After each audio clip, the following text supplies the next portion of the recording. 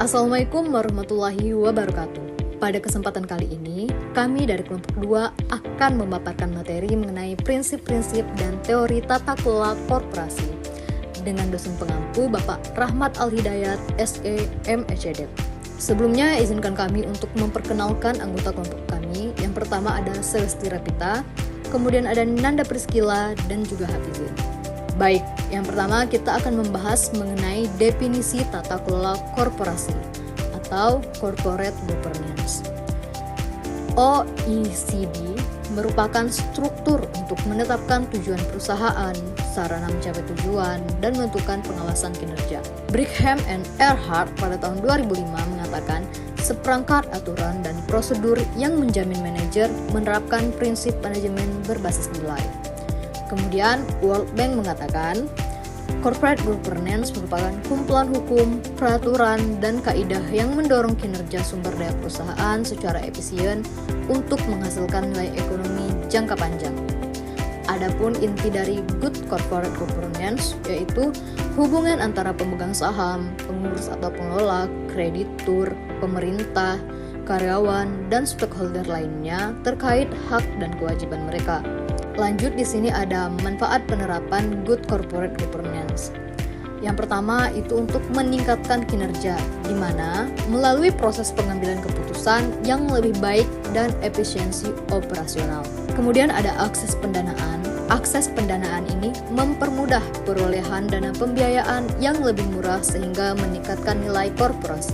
Kemudian yang ketiga ada kepercayaan investor, di mana good corporate governance ini bermanfaat untuk mengembalikan kepercayaan investor untuk menanamkan modal, khususnya di Indonesia. Terakhir, ada nilai saham. Good corporate governance ini berdampak positif untuk meningkatkan nilai saham dan kepuasan pemegang saham melalui dividen. Kemudian ada prinsip utama good corporate governance.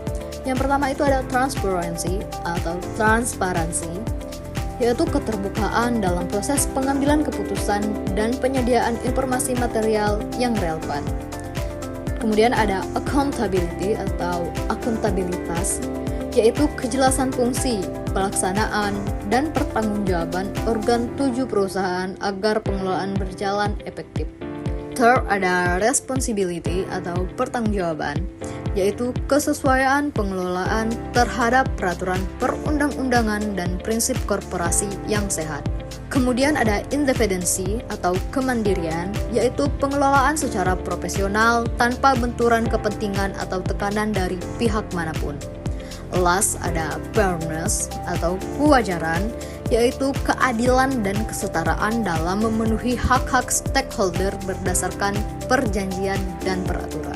Baik, di sini ada juga mekanisme tata kelola korporasi, yaitu 1. Mekanisme internal, melibatkan dewan direksi, dewan komisaris, komite audit, dan struktur kepemilikan. 2. Mekanisme eksternal, dipengaruhi oleh kontrol pasar terhadap perusahaan dan sistem hukum yang berlaku. Lanjut, di sini ada teori keagenan. 1. Konsep dasar. Hubungan kontrak antara principal atau pemilik, pemegang saham, dan agen atau manajer. Masalah keagenan muncul karena adanya pemisahan. 2. Antara pemilik dan pengelola, di mana masing-masing pihak berusaha memaksimalisasi utilitas pribadi.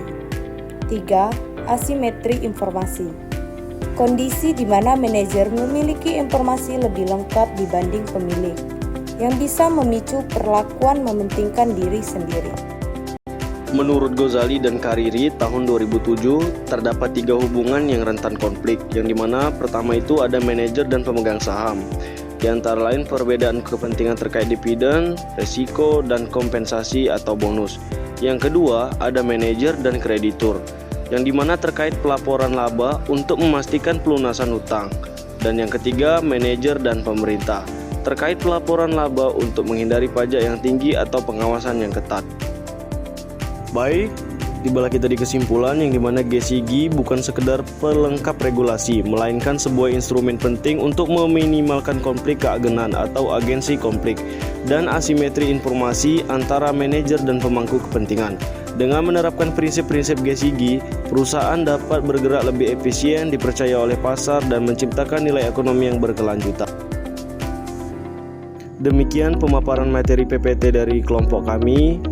Lebih kurang kami mohon maaf. Wabillahi taufiq wal hidayah. Wassalamualaikum warahmatullahi wabarakatuh.